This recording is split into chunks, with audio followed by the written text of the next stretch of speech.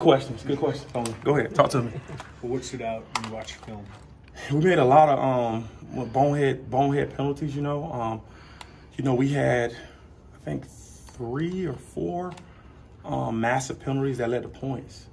If we get off the field on a couple of those third downs as well, we end up getting penalties that end up extending it. It's not a different ball game, And so game 1, I didn't want it to go that way. Glad we got the win. Obviously, you can definitely teach from that, and they can grow and learn from it. But it's just fundamental things we got to clean up, just in terms of after the play. You know what I'm saying? We got to make sure we can't penalize after the play. We got to make sure that we're a lot smarter in our decision making after the play. And then I got to do a better job of putting those guys in position to have success. You know what I'm saying? And so I think in the latter part of the game, we did a much better job at that and adjusting. That quarterback, man, he's good. He's good. He presented some problems. You know what I'm saying? He can run around. Obviously, we had some guys that up front was trying to get to him. They just couldn't, and he extended plays, and those guys had to chase him. And so, we obviously had to substitute some guys up front because guys were gassed. It was hot out there. Guys were cramping. It was game 1, and so the goal is try to learn from it. Not sure what I think it's going to be a little hotter in Kansas. The goal is to try to learn from it, and we'll be much better at it this coming week. What was your approach up front to a quarterback like that? Because obviously you got another one this week. Man, it is always a tough task because you got to ask the question, right? Do you play coverage, all right, and only bring a couple and allow him to have a little more time back there, or do you bring more than they can block and still allow them to run around because we can't get to them? So you just try to find a fine balance and kind of get them off beat a little bit, kind of like we did in the second half. I thought we were much better in the second half, trying to get a little more pressure to them and the way in which we did it. And so I know everybody has answers in regards to, right, like why don't you bring more? Well, the problem is if you bring more and we don't tackle him, maybe he hits his head on a goalpost for a couple of those. At least in zone coverage, he has time to run around, but you got guys with eyes on him. And so that's always a challenge, you know what I'm saying, when you're playing a quarterback of that caliber, right? That young man had the ability to run around. He was really athletic, and so we were just trying to do what we could to contain him and keep everything in front of us for the most part. And I thought the guys, they tried to. I thought they did on for most occasions. Obviously, we're still a work in progress, but I wasn't completely pleased. I was pleased with the way we handled the adversity early and how we adjusted to it. But I think if we play our game in the way we're capable of playing, I think we're going to be a much better football team moving forward. Does it feel like you're prepping for 2 quarterbacks this week with some uncertainty there? Absolutely, man. Absolutely. Both of the quarterbacks are extremely talented. I think Bean presents a different set of issues just because of I think he's on a time at 10-300 meters, some of that nature. The kid can fly. And the starter, 6'6" is ridiculous. He has a cannon. He throws the ball extremely well.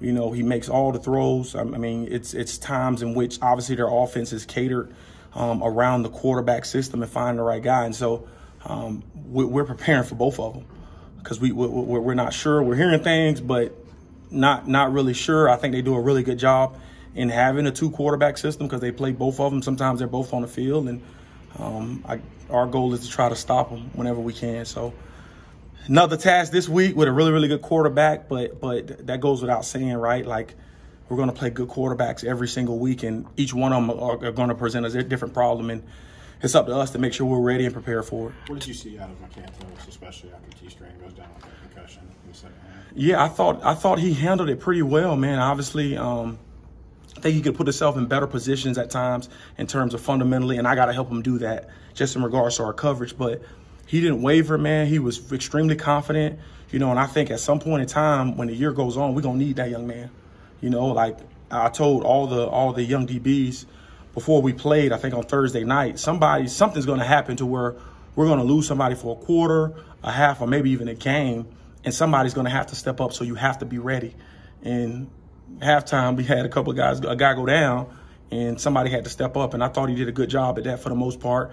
Fundamentally, got to clean up some technique things, but they tried to take some shots on him, and I thought he responded really well. What are some things you'd like to clean up with the rushing defense? They had some success on the gap running plays. So when we talk about rushing defense, like a lot of people think about rushing defense and they think about D-line only.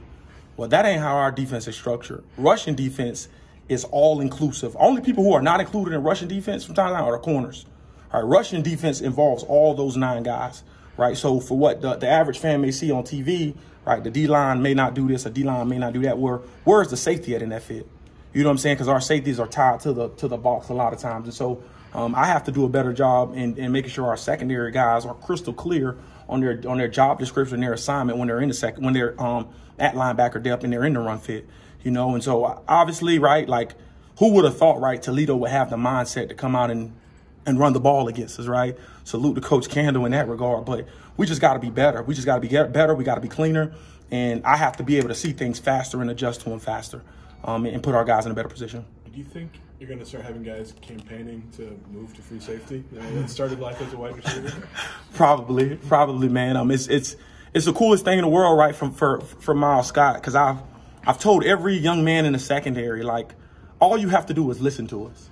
That's all you got to do is just listen to us. And Miles is a complete sponge, man. Like, I wish you could see him in the meeting room. He's a complete sponge. That kid has a 4.0 for a reason, right? Miles has a 4.0 for a reason, right? And he hangs on to every word. He hangs on to every alignment. Is he always perfect? No. All right. But it was his first time starting at defensive back. How about that? First career start. First career interception, right? And scores a touchdown. That's just a young man listening, taking the coaching and applying it, right? So I think that speaks volumes to our system and what's in place, right? Because maybe last week it was Miles, but maybe next week it's Taz, or maybe the following week it's Johnny Newton, or maybe the following week it's Clayton Bush and Nakari Harper. You know what I'm saying? And so it's just a testament to, if you buy into what we are selling, you are going to be put in positions that you can't even imagine, right? Miles had made that play 100 times over in fall camp, 100 times over. Right. And so it wasn't a shock to me when he made it. Right. I had been raving about him to you guys about how good of a fall camp he's had. I've been talking about us scoring more on defense. Now, we don't want to give up more touchdowns and trading that for scoring. You know what I'm saying? But I think that's just a testament to the young man. I think he's completely bought in and he believes what we're talking about. And I think that play was just a catalyst of it. And there were several plays before that you're like, this dude, like, he's been here for the last 2-3 years. He just got there. Right? We started Miles off in the spring at corner. He had a play in fall camp at corner, a pick 6, and took it to the house. And I wasn't so sure, and Coach wasn't so sure that he shouldn't be a safety. You know, and so, like, to see him have that success, I'm super excited for him. But my challenge to him and everybody on defense is, right, can you make those kind of plays again? Right? Because if you do it one time, in my opinion, that's okay, you got pretty lucky. Right? But if you can do it again, I think you can be a special player. Is 3rd and long a priority going into this game? Seems like they had a lot of 3rd and short situations. Absolutely, and that's mostly in part to, we have to be better on early downs, right? 3rd and shorts are always manageable for offense, right? When you're not good on 1st and 2nd down. Again, the latter part of the game, I thought we were better on early downs, but I have to do a better job of putting us in better position on early downs so that we don't have 4, 5, 6, 7, 8 3rd and shorts, right? The goal is to get to 3rd and longer situations, but as you guys saw, right, we were in the 3rd and 14 with Tariq. We get a personal foul, right? That adds points to the board. We were in the 3rd and 15 with Gabe Atkins. We get a personal foul. That adds points. That's 14 points, fellas. That's 14 points. We take 14 points off the board, right? Like, and then you add the 2 PIs that Taz had at the end of the half, right? Like, that's a whole, I mean, we're talking about a whole different ball game.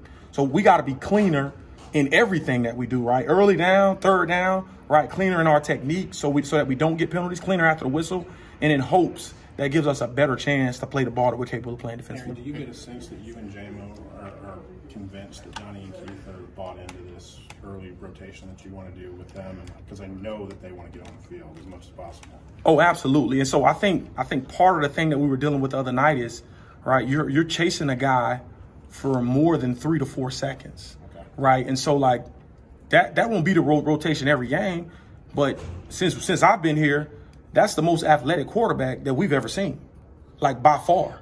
You know, and that kid was, I mean, he extended plays sometimes. It was a play that was 7, 8 seconds. You know, so to have Johnny and Keith, I know we all want them on the field 24/7, but fellas, them dudes are 290, 285, banging in the trenches. That ain't happening, right? That ain't happening nowhere across the country. That ain't happening in the NFL.